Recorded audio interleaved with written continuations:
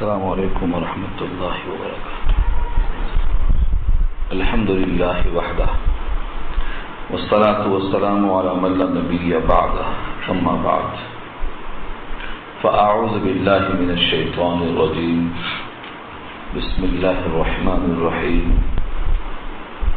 اتل ما اوحی الیک من الکتاب واقم الصلاة ان الصلاة تنہی عن الفحشاء والمنکر ولذکر اللہ اکبر واللہ یعلم ما تصنعون الى آخر الآیہ. صدق اللہ العلی العظیم وصدق رسولہ النبی الکریم ونحن على ذلك من الشاہدین والشاکرین. اللہم الہمنا رشدنا واعذنا من شرور انفسنا. اللهم وفقنا لما تحب وترضى من القول والفعل والنية. رب اشرح لي صدري ويسر لي امري واحلل عقدة من لساني يفقهوا قولي. آمین یا رب العالمین. محترم حضرات، معزز سامعین، محترم خواتین، میری ماں اور بہنوں، ملی بھائیوں، آج کی گفتگو کا عنوان ہے سورہ عنکبوت. 21واں پارہ یہاں سے شروع ہو رہا ہے. آیت نمبر 45 سے لے کر 51 تک ایک رکوع پر گفتگو انشاءاللہ آج ہوگی. پہلی آیت 21واں پارہ کی جو شروع ہوتی ہے لفظ اتلو سے. اتلو کے معنی تلاوت کر، پڑھنا. تلا یتلو تلون، جس کے معنی آتے ہیں الفاظ کا آگے آگے رہنا اور پیچھے پیچھے پڑھنے والا چلنا، اس کو کہتے ہیں تلاوت. پڑھنے والا مسلسل الفاظ کو دیکھتے ہوئے چلتا ہے، الفاظ آگے آگے رہتے ہیں، تلاوت کرنے والا پیچھے پیچھے رہتا ہے. تو تلاوت کے معنی قرآن کریم کے الفاظ کو پڑھنا. اصل میں گزشتہ آیات جو ختم ہوئی ہیں سورہ عنکبوت کی، جس میں کہا تھا کہ نشانیاں ہیں ایمان والوں کے لیے، زمین اور آسمان کی تخلیق حق کے ساتھ ہے. ان نشانیوں کو جاننے کے لیے سب سے اہم چیز ہے تلاوت کرنا. تلاوت کو اگر آدمی سمجھ کر کرے تو نشانیاں اتنی معلوم ہوں گی کہ توحید کے دلائل کو کہیں ڈھونڈنے کی ضرورت نہیں. اور بھی ایک چیز ہے، قرآن نام ہے لفظ اور معنی دونوں کے مجموعے کا. اصول تفسیر میں قرآن کی تعریف کی ہے، ہوا کتاب اللہ المنزل علی نبی من انبیائی. اللہ کی کتاب جو اللہ نے اتارا ہے اپنے نبیوں میں سے کسی نبی پر، اور وہ صرف لفظ نہیں ہے، هو النظم والجمع والمعنى جميعا، لفظ اور معنی دونوں کا مجموعہ. تو جب تلاوت کرنے والا قرآن کی تلاوت کرے گا، یعنی لفظ کے اور معنی کے ساتھ تلاوت کرے گا، تو ساری توحید کی نشانیاں اس کے سامنے آ جائیں گی. اس لیے پہلا حکم ہے اتل ما اوحی، تلاوت کیجیے. جیسے نبی صلی اللہ علیہ وسلم پر پہلا حکم آیا تھا اقرا، پڑھیے. آپ نے کہا ما انا بقارئ، میں پڑھا ہوا نہیں ہوں. تو جب جبریل نے پڑھ کے سنایا کہ یہ پڑھے ہوئے الفاظ کو دہرانا مقصود ہے اور یہ بات ظاہر ہو گئی، تو پھر آپ نے دہرانا شروع کر دیا. اتلو کے معنی تلاوت کیجیے. قرآن کریم جب نازل نہیں ہوا تھا تو جبریل نے کہا پڑھیے جو میں پڑھ رہا ہوں، اور تلاوت ہونے کے بعد جب مجموعہ سامنے آ گیا تو نبی کو بھی حکم ہے، امت کو بھی حکم ہے، آپ تلاوت کیجیے. اتلو امر ہے، آرڈر. اتلو ما اوحیا، ما کے معنی جو کچھ، اوحیا وحی کی گئی، الیکا آپ کی طرف، من الکتاب کتاب میں سے، یعنی جو کتاب میں سے حصہ آپ پر بطور وحی کے نازل کر دیا گیا ہے اس کو آپ پڑھیے. تو تلاوت مقصود ہے. اس سے پہلے یہ بحث آ چکی ہے. 3 چیزیں ہیں. ایک تو ہے تلاوت کتاب، اور ایک ہے تعلیم کتاب اور ایک ہے تزکیہ قلب. 3 چیزیں. مقاصد بعثت نبوی کے عنوان سے یہ بحث آ چکی ہے آل عمران میں کہ نبی صلی اللہ علیہ وسلم کے 3 اہم کام تھے جس کو آپ نے پورا کیا، اور انہی 3 کاموں کے لیے ابراہیم نے دعا کی، اور وہی 3 صفتوں پر اللہ نے آپ کی تعریف کی. وہ 3 کاموں میں سے پہلا کام کیا ہے؟ تلاوت کتاب، کتاب کی تلاوت کرنا. تو تلاوت کرنا ایک مستقل کام ہے، اور تعلیم کتاب یہ دوسرا مستقل کام ہے. اور تعلیم کتاب کے ذریعے سے تزکیہ قلب اور حکمت کی بات بتانا یہ تیسرا کام ہے. تینوں کام میں لوگ کوتاہی کر رہے ہیں، اسی واسطے اصلاح کی کوئی شکل نظر نہیں آ رہی. نہ تلاوت ڈھنگ کی ہو رہی ہے، جو لوگ کرتے ہیں وہ صحیح نہیں پڑھتے ہیں. صحیح پڑھنے کی فکر کرنا. دوسرے، تعلیم کتاب پر توجہ نہیں ہے. تعلیم کتاب میں لفظوں کو حل کرنا، لفظوں سے قریب ہونا، کیونکہ لفظوں میں برکت ہے. اللہ کے جو الفاظ ہیں قرآن کی شکل میں، یہ اللہ کے الفاظ میں برکت ہے، شفا ہے، اور اس میں ایک قسم کا نور ہے. جب لفظوں کے ساتھ تفہیم ہوتی ہے تو اس کا نور الگ ہی جا کے بیٹھتا ہے. اور تزکیہ قلب اور حکمت کی بات اسی کتاب سے مستفاد ہے، جو نبی صلی اللہ علیہ وسلم غور و فکر کرنے کے بعد قرآن کریم کی آیتوں سے نکال کر پیش کرتے تھے. اس سے آپ لوگوں کا تزکیہ کرتے تھے، دل صاف ہوتا تھا، اللہ سے قرب پیدا ہوتا تھا. یہی تزکیہ ہے. تو خیر یہ بہت طویل مضمون ہے، وہاں آ چکا ہے، میں نے صرف اشارہ کر دیا اس کی طرف. کتاب میں سے جو حصہ بطور وحی کے آپ پر بھیج دیا گیا ہے اس کو آپ پڑھیے. پہلا کام تلاوت کتاب. دوسرا کام بتایا وَأَقِمِ الصَّلَاةَ، اور نماز قائم کیجیے. نماز کو پڑھنے کا لفظ نہیں ملے گا، آپ کو نماز کو قائم کرنے کا ملے گا. اور قائم کرنے سے مراد یہ ہے نماز کے تمام فرائض اور واجبات اور سنن اور مستحبات کی رعایت کی جائے. اس میں کبھی کبھی کوتاہی ہو جائے تو معاف ہے، لیکن بالعموم کوتاہی نہ کر کے اس کو صحیح پڑھنے کی کوشش کرنے کا حکم. نماز کا سب سے اہم جز کیا ہے؟ نماز مرکب ہے 3 چیزوں سے. ایک تو نماز میں اخلاص کہ یہ نماز یعنی یہ عمل اللہ کے لیے خالص، اس میں کسی کو خوش کرنا مقصد نہیں. دوسرے اس میں خشیت یعنی اللہ کا ڈر. تو اخلاص کی وجہ سے بندے کو اللہ کے احکامات معلوم ہوتے ہیں کہ نماز ہم پڑھ رہے ہیں یہ اللہ کا حکم ہے، لہذا جتنے بھی حکم اللہ کے ہیں ہمیں کرنا ہے. اور خشیت یعنی خوف، اللہ نے جو منع کیا ہے اس سے رکنا، یہ نماز روکتی ہے. اور نماز میں قرآن کی تلاوت کرنا یا ذکر اللہ ہے، اس سے کیا حلال کیا حرام پورا معلوم ہو جاتا ہے. ان 3 چیزوں کا نام نماز ہے. یوں تو اس کے ارکان الگ ہیں، شرائط الگ ہیں، واجبات الگ ہیں، فرائض الگ ہیں، لیکن من حیث المجموعہ ان 3 چیزوں کو جزو غالب قرار دیا ہے: اخلاص، خشیت اور اللہ کا ذکر تلاوت قرآن. تو نماز کے قیام کا مقصد کیا ہے؟ اللہ نے خود بتایا کلام پاک میں کئی جگہ، اقیم الصلاۃ لذکری، سورۃ طٰہٰ میں آیا نماز قائم کیجیے میری یاد کے لیے. نماز میں اگر اللہ کی یاد نہیں آئی، صرف کھڑے رہ گئے غافلوں کی طرح، تو یہ نماز ہی نہیں. نماز کا قیام اللہ کی یاد کے لیے، اور یاد میں اللہ کی یاد کا مطلب اللہ سے قربت اتنی ہو کہ استحضار رب ہو، خوف پیدا ہو. جیسا کہ آتا ہے حضرت عمر رضی اللہ تعالیٰ عنہ نماز میں ایسا روتے تھے جیسے کوئی دیگچی ابلتی ہے پکتے وقت، سینوں سے ہچکیوں کی آواز آتی ہے. ظاہر ہے کہ یہ سب کب حاصل ہو سکتا ہے؟ جب انسان سمجھ کے پڑھے. تو نماز کو قائم کرنے کا مطلب نماز اللہ کی یاد کے لیے پڑھی جائے، غفلت کے لیے نہیں. نماز کا جو جز ہے خشیت، شروع سے لے کے آخر تک ہونا چاہیے، مگر یہ بہت کم لوگوں کو حاصل ہے، چند خاص مخصوص لوگ. اور یہ حاصل کیوں نہیں ہوتا؟ شیطان مخالفت کرتا اور ہم غافل رہتے. نماز میں کیا پڑھتے الفاظ معلوم نہیں، 3 گزر کی. اگر قرآن کریم کو شروع کرنے سے پہلے اعوذ باللہ صحیح ڈھنگ سے پڑھ لیا جائے اور الفاظ جتنے دعا میں نماز میں ہوتے ہیں ان کے مفہوم کو سمجھ کر ایسا کیا جائے جیسے ہم اللہ سے کچھ کہہ رہے ہیں اور سن رہے ہیں، جس کو ہم عرض و معروض کہتے ہیں.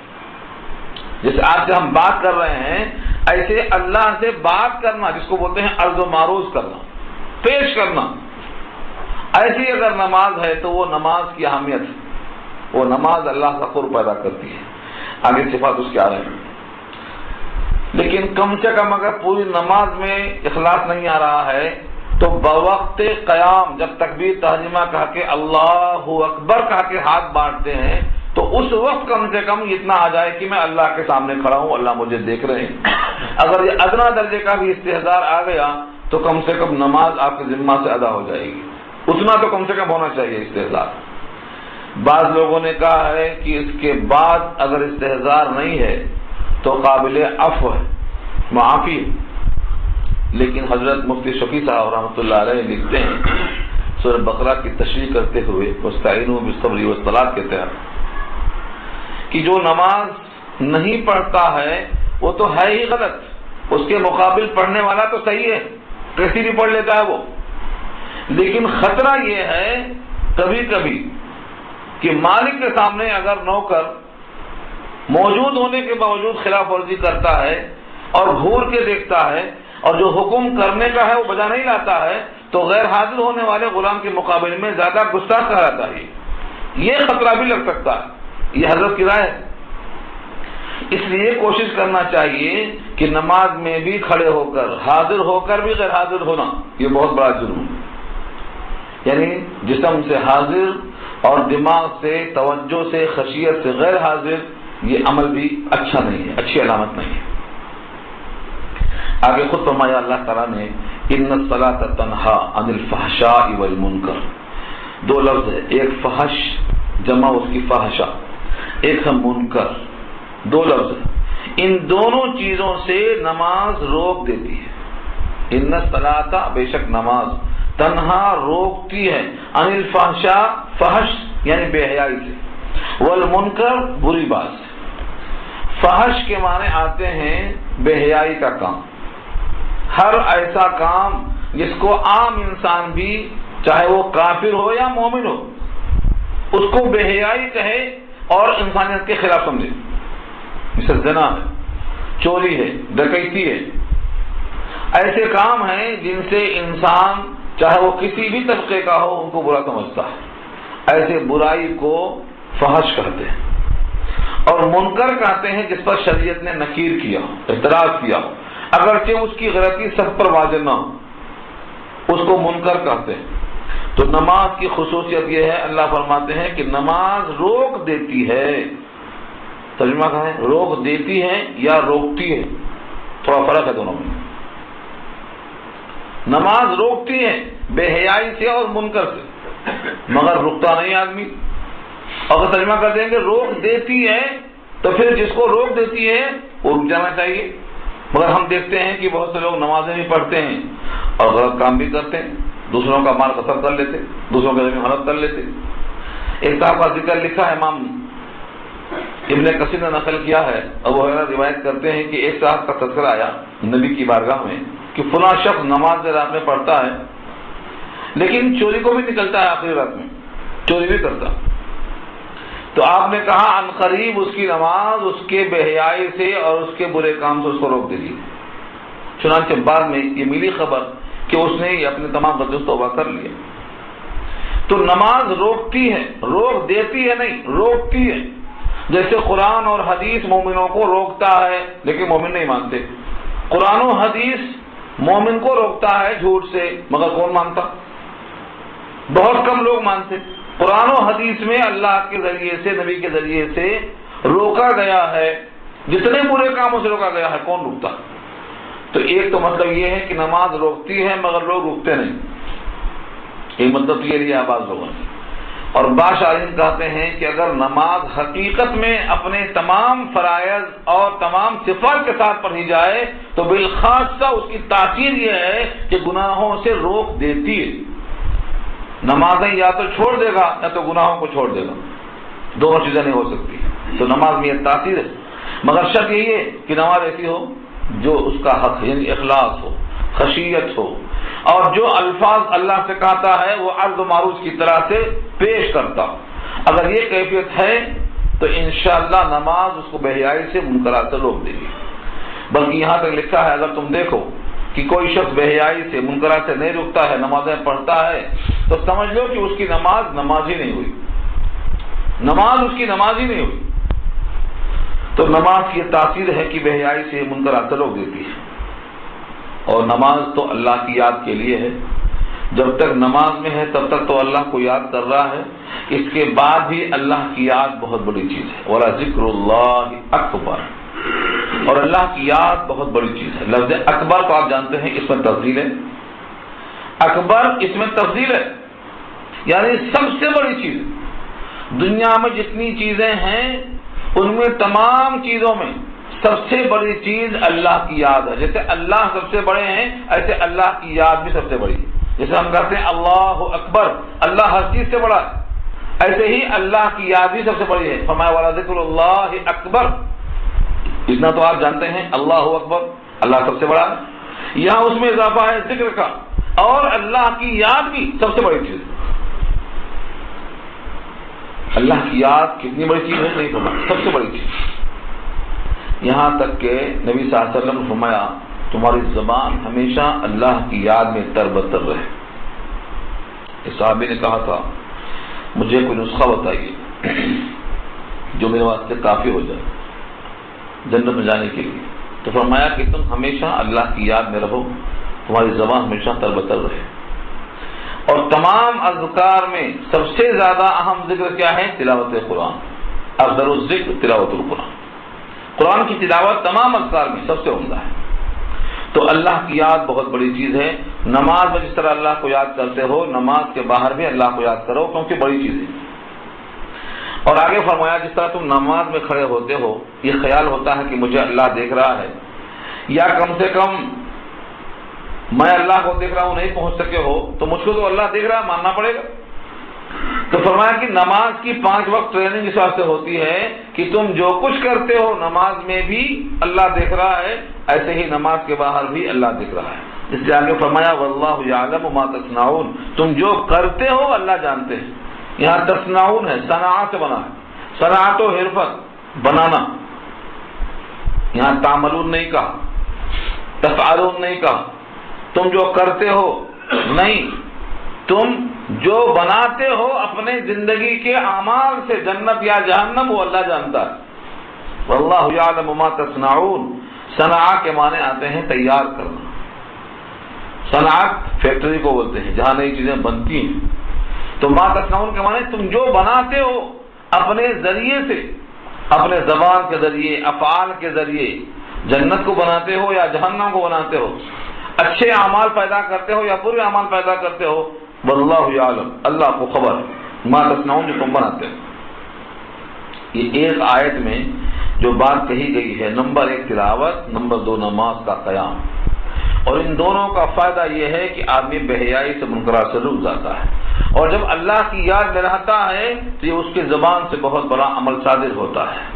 اللہ کی یاد میں بندہ جب تک رہے گا اللہ اس کو خوب جانتے ہیں، اور جب غافل ہوتا ہے جب بھی اللہ خوب جانتے ہیں۔ لہذا یہ جانتے ہوئے کہ میرا مالک میری بے خبری سے واقف ہے، پھر بے خبر رہنا یہ قوت کی دلیل نہیں ہے، یہ پیش کیا گیا ہے۔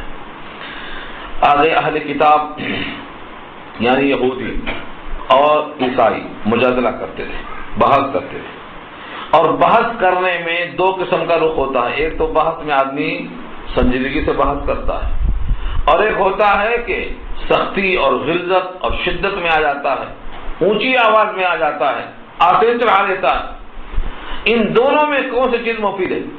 اللہ فرماتے ہیں کہ جب اہل کتاب سے بات چیت ہو تو چونکہ وہ بھی آخرت مانتے، وہ بھی نبیوں کو مانتے، وہ بھی کتابوں کو مانتے، اگرچہ کچھ باتوں میں ہمارا ان کا اختلاف ہے، تم توحید کو مانتے ہو، وہ تثلیث کو مانتے ہیں، تم ایک اللہ کو مانتے ہو، وہ 3 میں کا تیسرا تسلیم کرتے ہیں، تو اختلافات تو ہیں، لیکن اس اختلافات کی وجہ سے شدت نہ آنے پائے، کیونکہ ان اہل کتاب سے گفتگو سنجیدہ ہوگی تو دوسرے لوگوں کو ایمان لانے کا موقع ملے گا، اور اس گفتگو پر بہت سے لوگوں کو قرآن سمجھنے کا موقع ملے گا۔ تو یہ حکم دیا وَلَا تُجَادِلُوا، اور مجادلہ مت کرو، جھگڑا مت کرو، اہل الکتاب، اہل کتاب سے، الا مگر باللتی ہی احسن، اس طریقے پر جو کہ احسن ہو، یعنی ٹھوس دلائل ہو، سنجیدہ گفتگو ہو، بہترین معقول جواب ہو، تاکہ ان کو اطمینان ہو جائے کہ یہ جو بات ہے یہ درست ہے۔ ہاں اگر اس میں کچھ لوگ گستاخی کرتے ہیں اور تمہارے نرم باتوں کو کمزوری سمجھ لیتے ہیں اور تمہارے آہستہ لب و لہجے کو سمجھتے ہیں کہ ان کے پاس کچھ بھی نہیں ہے، تو تم ان سے ترشروئی میں گفتگو کر سکتے ہو، جائز ہے، لیکن بہتر تو وہی ہے پہلی بات۔ اس لیے فرمایا الا باللتی ہی احسن کے فوراً بعد الا الذین ظلموا منہم، الا استثناء، الذین ظلموا منہم، ان میں سے جو لوگ بے انصاف ہیں ان سے تم سخت گفتگو کر سکتے ہو، یہ استثناء ہے۔ وقولوا، اور ان سے کہو آمنا بالذی انزل الینا وانزل الیکم والہنا والہکم واحد ونحن لہ مسلمون۔ یہ کس سے کہنے کا ہے؟ اہل کتاب سے، آج بھی کہنا ہے۔ ان سے کہو ہم ایمان لے آئے اس چیز پر جو ہم پر نازل کی گئی اور جو تم پر نازل کی گئی، اور ہمارا تمہارا معبود ایک ہی ہے اور ہم اسی کے حکم بردار ہیں۔ یہ ان سے کہنا ہے۔ یہ نوبت کیوں آئی؟ اصل میں جو اہل کتاب تھے وہ ان کی کتاب عبرانی میں تھی، عبرانی، تورات ہو یا انجیل ہو، اور وہ لوگ اس کو عربی میں سمجھاتے تھے۔ صحابہ کرام کو نہیں آتی تھی عبرانی زبان، اب ان کی اگر تصدیق کریں تو غلط باتوں کی تصدیق، اور انکار کریں تو غلط باتوں کی تصدیق، تو غلط صحیح تو جانتے نہ تھے، اس لیے اللہ نے حکم فرما دیا کہ یہ کہہ دو جو اللہ نے کتاب نازل کی ہے تم پر، ہمارا ایمان اس پر بھی ہے، اور جو ہم پر نازل کی اس پر بھی ہمارا ایمان ہے۔ اب درمیان میں جو لوگوں نے تحریف کر دیا ہے، چینج کر دیا ہے، وہ تو منزل ہے نہیں، لہذا وہ ہمارے ایمان کا جز بھی نہیں، لہذا نہ ہم تصدیق کرتے نہ تردید کرتے۔ اور آج بھی حکم یہی ہے کہ جو انسان باتیں نہ جانتا ہو نہ اس کی تصدیق کر دے نہ اس کی تردید کر دے، اور یہ کہہ دے کہ جو اللہ نے نازل کیا ہے ہمارا اس پر ایمان ہے۔ یہ اگر محرف ہے تو ہمارے ایمان کا جز نہیں بن سکتا۔ یہاں وہی سکھلایا ہے۔ ان سے کہو قولو، کہہ دو آمنا، ایمان لائے ہم، بالذی انزل الینا، اس چیز پر جو نازل کیا گیا ہماری طرف، وانزل الیکم، اور اتارا تمہاری طرف، والہنا والہکم واحد، اور ہمارا معبود تمہارا معبود ایک ہی ہے، بندگی ہماری تمہاری ایک ہی ہے، ونحن لہ مسلمون، اور ہم اسی کے حکم پر چلتے ہیں، اسی کے حکم بردار ہیں۔ اسی طریقے سے وَكَذَلِكَ، اور اسی طرح انزلنا الیک الکتاب، ہم نے کتاب اتاری ہے آپ کی طرف، یعنی جس طریقے سے ان پر کتاب اتاری گئی تھی بعینہ اسی طریقے پر ہم نے آپ کو بھی کتاب دی ہے۔ اگر وہ لوگ کتاب کی بنیاد پر صحیح ہیں تو پھر آپ بھی کتاب کی بنیاد پر صحیح ہیں۔ اگر آپ ان کی کتاب کو مانتے ہیں تو ان کو بھی آپ کی کتاب ماننا چاہیے، کیونکہ دونوں کتابیں اللہ نے بھیجی۔ انصاف کا تقاضا ہے، چونکہ آپ نے کہہ دیا ہم تو مانتے ہیں جو منزل من اللہ تمہارے پاس آئے وہ بھی، ہمارے پاس آئے وہ بھی۔ اب تمہارا انصاف کا تقاضا یہ ہے کہ تم بھی ایمان لاؤ کہ جو ہم پر نازل ہوا اس کو بھی مانتے ہو، اور تم پر نازل ہو اس کو مانتے ہو۔ وہ کذالک سے اشارہ اسی طرف ہے۔ وَكَذَلِكَ أَنزَلْنَا إِلَيْكَ الْكِتَابَ، اور اسی طرح سے اتارا ہم نے آپ پر کتاب۔ فَالَّذِينَ آتَيْنَاهُمُ الْكِتَابَ يُؤْمِنُونَ بِهِ، پس وہ لوگ جن کو ہم نے کتاب دے رکھی ہے وہ اس کو مانتے ہیں۔ یعنی اہل کتاب میں سے کچھ لوگ ہیں جو اس قرآن پر بھی ایمان لاتے ہیں، اس وجہ سے کہ وہ کتاب دے رکھی تھی اور کتاب میں علامتیں تھیں، دیکھ کے پہچان لیا انہوں نے۔ اور مکہ کے کچھ لوگ ایسے ہیں جو اس کتاب پر ایمان لائے، وَمِنْ هَؤُلَاءِ مَنْ يُؤْمِنُ بِهِ، اور ان میں سے یعنی مکے والوں میں سے بھی بعض وہ لوگ ہیں یؤمنو بہ جو اس کتاب پر ایمان لائے۔ تو اہل کتاب میں سے کچھ لوگ ایمان لائے اور مکے کے مشرکین میں سے بھی کچھ لوگ ایمان لائے۔ وَمَا يَجْحَدُ بِآيَاتِنَا، اور انکار نہیں کرتے ہماری آیتوں کا إِلَّا الْكَافِرُونَ، مگر کافر لوگ، یعنی جو کسی طریقے سے ماننے کا جذبہ رکھتے ہی نہیں، صرف وہی انکار کر سکتے ہیں، ورنہ ان آیتوں کے تمام دلائل فطرت کے مطابق ہیں، اس کا انکار صرف کافر ہی کر سکتا ہے۔ اس کے بعد ایک دلیل پیش کیا اللہ نے کہ نبی صلی اللہ علیہ وسلم تو نبوت کے اعلان سے پہلے مکے میں 40 سال رہے، نہ اپنے ہاتھوں سے لکھتے تھے، نہ کوئی کتاب لکھا ہوا پڑھ سکتے تھے۔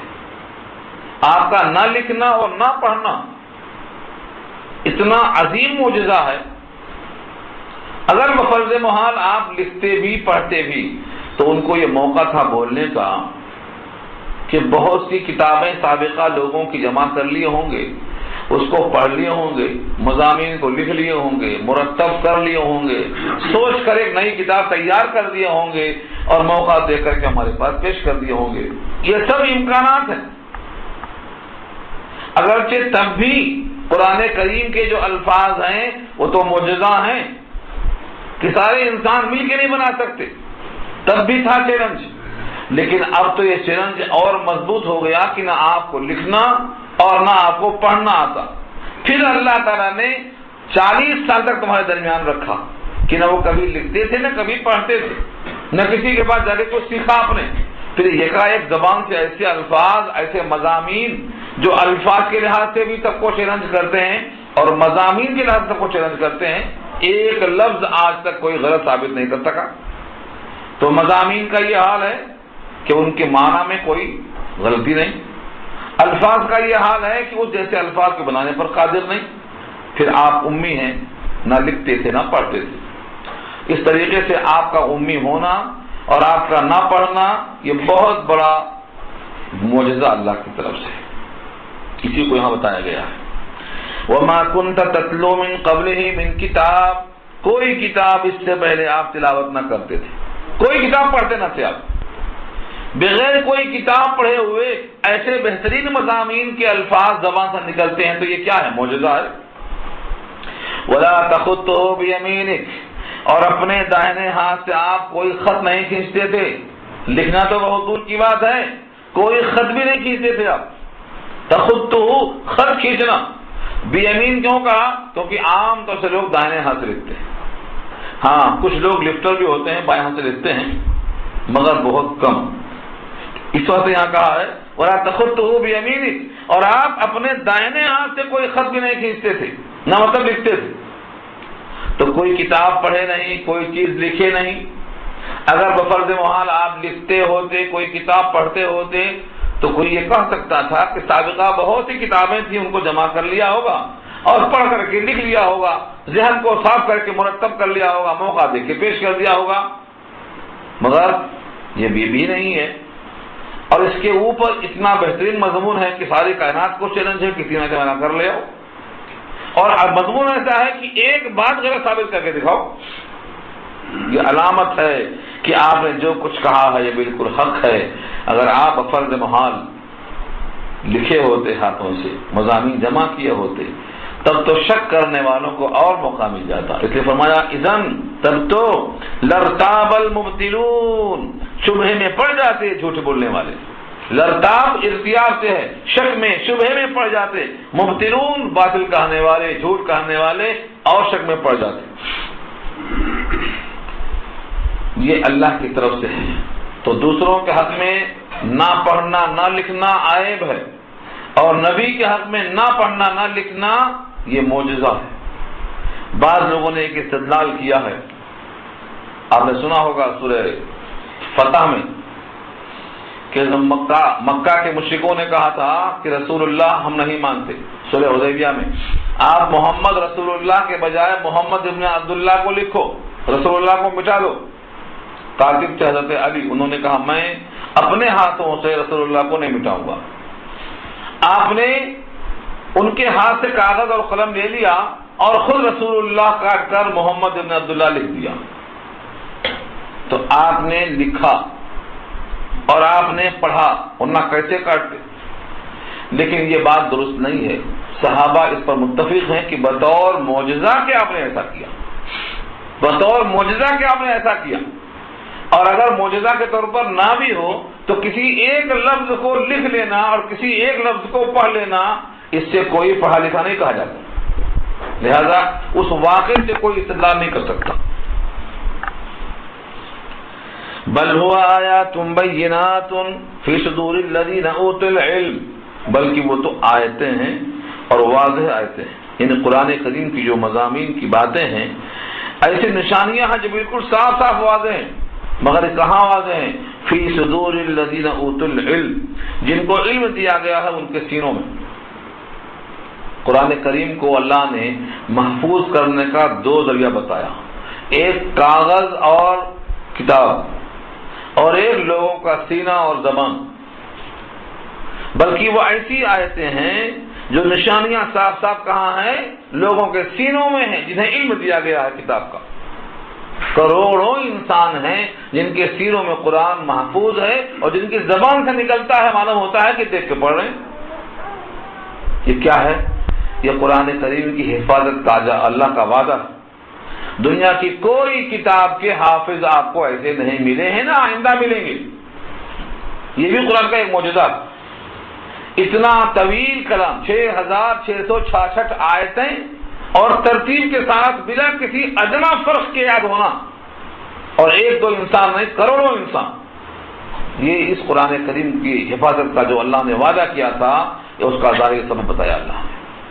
یہاں مراد اسی کی طرف ہے، بلکہ وہ تو آیتیں ہیں قرآن کی جو صاف ہیں، ان لوگوں کے سینوں میں ہیں جن کو ملی ہے کچھ سمجھ، جن کو کچھ علم ملا ہے۔ اس کا مطلب یہ ہوا کہ اللہ تعالیٰ نے جن کے سینوں میں قرآن کریم کو رکھا ہے، یہ اللہ کے پاس سے علم دیے گئے ہیں، اور یہ سینہ آباد ہے۔ حدیث میں آتا ہے جس سینے میں قرآن نہیں ہے وہ ویران گھر کی طرح ہے، اور جس سینے میں قرآن ہے وہ آباد گھر کی طرح ہے، اور جو جتنا سینے میں رکھتا ہے اتنا وہ آباد۔ اس لیے قرآن کریم سے اپنے سینوں کو اور اپنی زبان کو تربتر رکھنا چاہیے۔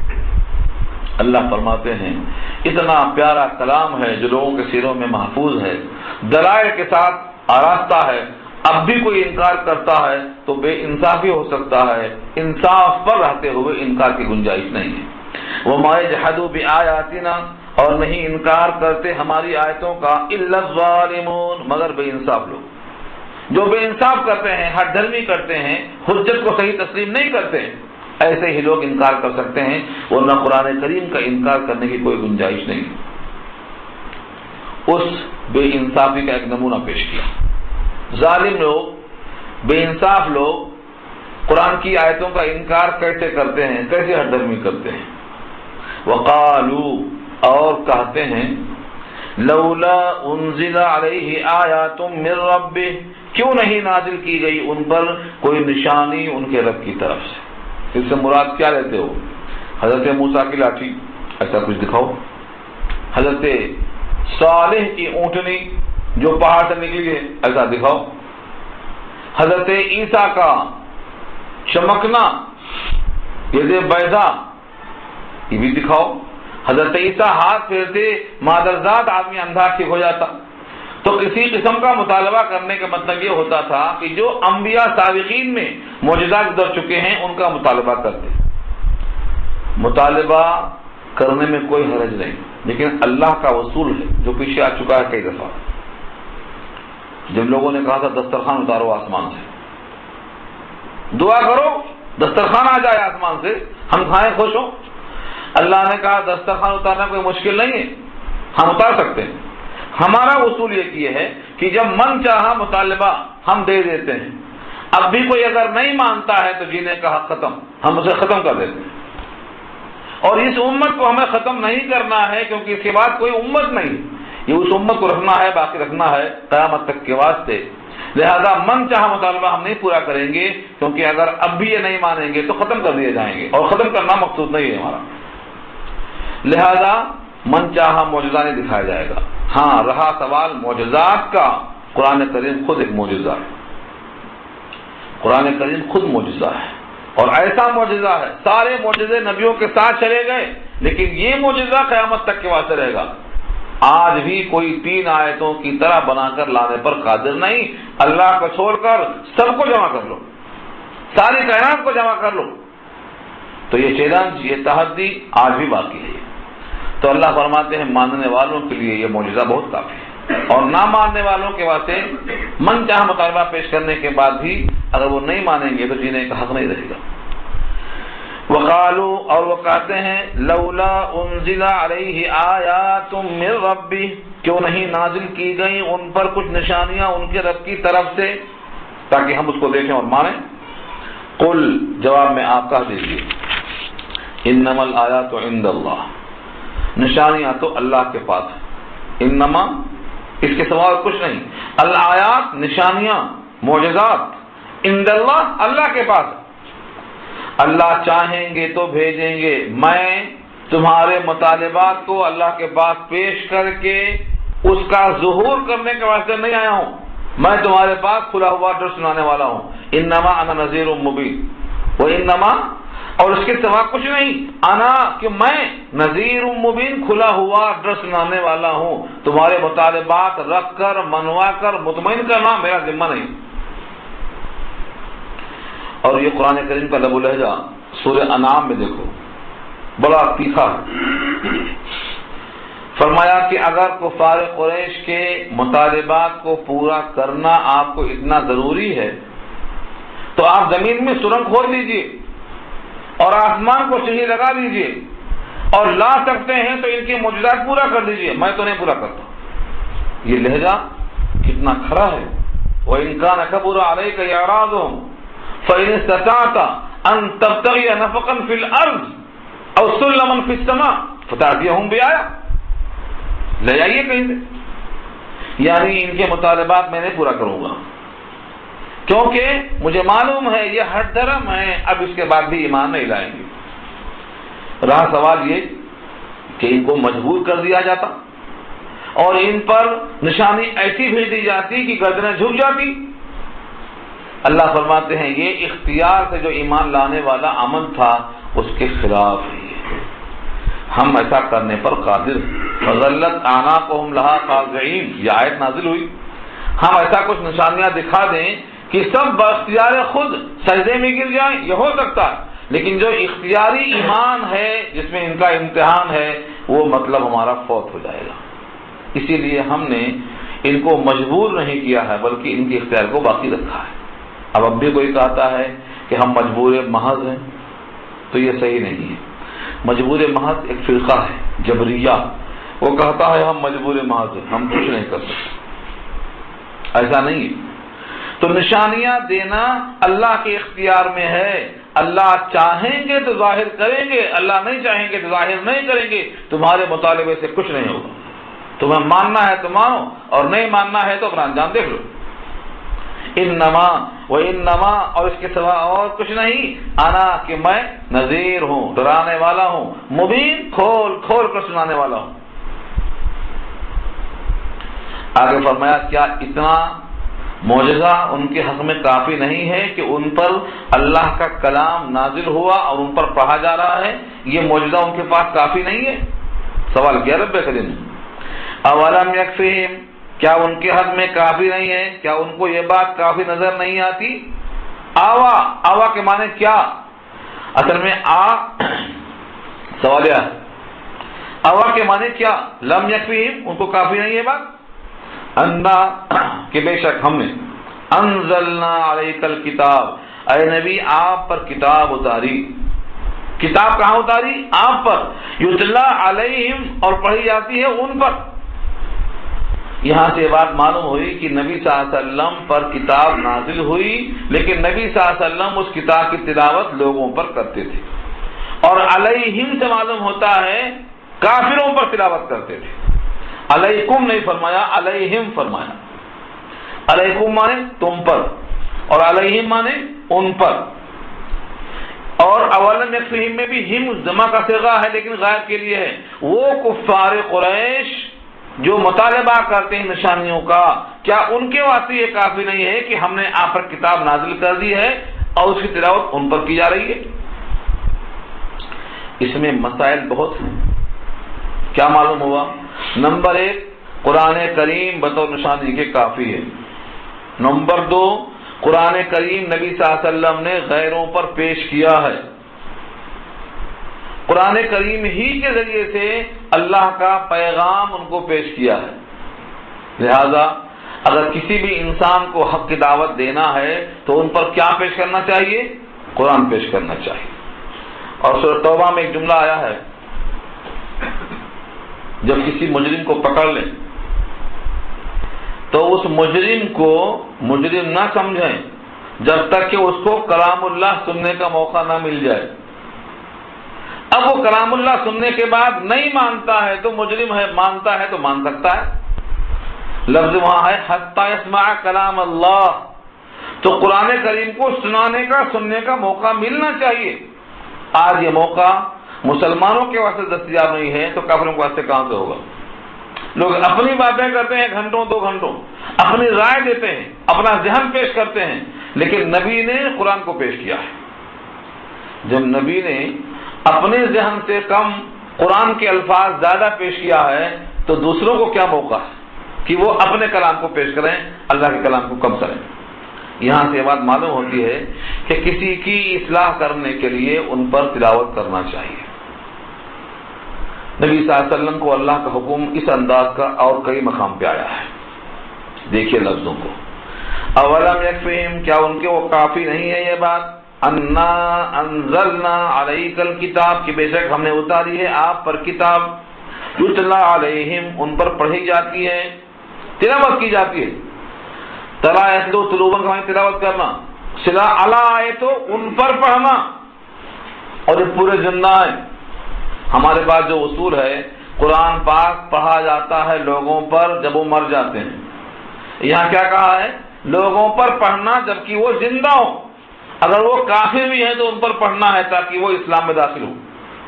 تو اس آیت کی بڑی زیادہ تاکید کرنے کو واضح کیا گیا ہے۔ دوسری بات فرمایا ان فی ذلک لرحمہ، بے شک اس تلاوت میں، بے شک اس قرآن کی تلاوت میں لرحمہ، البتہ رحمت ہے۔ کس قدر بہترین جملہ سمجھ میں آ رہا ہے کہ بے شک اس میں، یعنی جو قرآن اللہ نے نازل کیا ہے نبی پر اور نبی لوگوں پر تلاوت کرتے ہیں، اس نزول کتاب کے بعد نبی کی تلاوت میں کیا ہے؟ رحمت ہے۔ اور دوسرا لفظ کیا ہے؟ وہ ذکر، اور سجھانا ہے۔ جیسے کوئی کسی کو سمجھاتا ہے، اچھا برا بتاتا ہے، حق کیا ہے، باطل کیا ہے، غلط کیا ہے، صحیح کیا ہے، سجھاتا ہے، رہنمائی کرتا ہے، گائیڈ کرتا ہے، یہ ہے ذکرہ کا ترجمہ۔ اور سمجھانا ہے، یہ 2 چیزیں رکھا اللہ نے، لقوم یؤمنون، لیکن شرط یہ ہے ان کو جو مانتے ہیں، مان کر فائدہ اٹھاتے ہیں۔ اگر نہیں مانتے ہیں تو محروم ہے رحمت سے، اگر مان لیتے ہیں تو 2 چیزیں ان کے حق میں مفید ہیں، ایک تو رحمت کی شکل میں اور ایک نصیحت کی شکل میں۔ معلوم یہ ہوا ایمان والوں کے لیے قرآن کا سننا، قرآن کا سمجھنا، قرآن کی محفلوں میں رہنا 2 چیزوں سے خارج نہیں ہے، ایک ان پر اللہ کی رحمت ہوگی اور دوسرے ان کو نصیحت ہوگی، یعنی حق اور باطل کی تمیز ان کو مل جائے گی۔ اسی لیے قرآن کریم کو کثرت کے ساتھ لوگوں پر پیش کرنا چاہیے تاکہ رحمت کا حصول آسان ہو جائے، اور رحمت کا مقام جنت ہے، مقام رحمت جنت ہے۔ جس طرح دنیا میں رحمت ہو گئی تو حقدار بن جائے گا رحمت کا۔ اسی لیے قرآن کریم کی تلاوت میں کثرت سے مشغول ہونا چاہیے، اور یہ تلاوت دوسروں پر بھی کرنا چاہیے، اور ان کے لفظوں کو کھول کر بیان کرنا چاہیے۔ اس میں آج کوتاہی ہو رہی ہے، نتیجہ ہمارے سامنے ہے۔ اللہ تعالیٰ عمل کرنا آسان فرمائے۔ دعا کر لیجیے۔ الحمدللہ رب العالمین۔